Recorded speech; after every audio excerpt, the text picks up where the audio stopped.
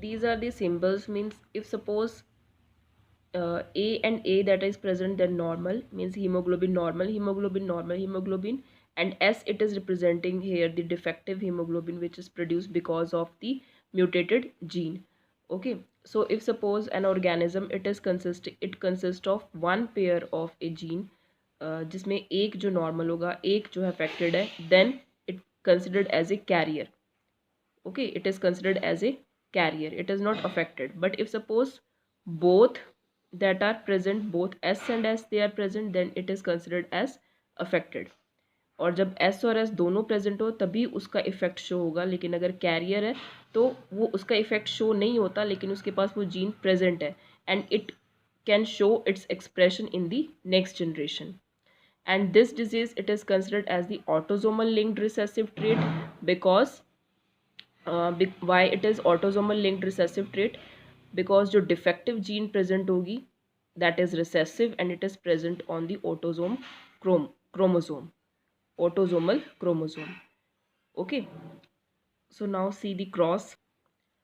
In this cross, that is HPA HBS HPA HBS, then it is carrier.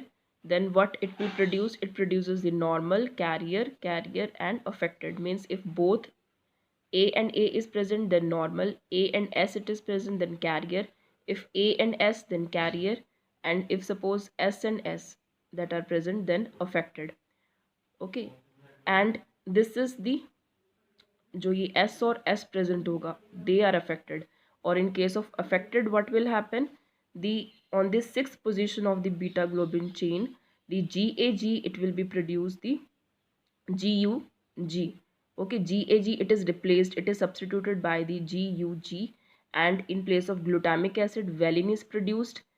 और जिससे क्या होता है, means sickle shaped haemoglobin that is produced, and because of the oxygen shortage or during the oxygen shortage what will happen, that these sickle shaped cells they will polymerized, they will aggregate and they form stiff fibers, and their shape it will get changed from the RBCs, means from the biconcave disc, to elongated sickle shaped structure which are not able to pass through the narrow capillaries, and they are responsible for reducing the circulation, and they can also lead to the anemic condition because these sickle shaped cells they easily break down, decreasing the number of the RBCs.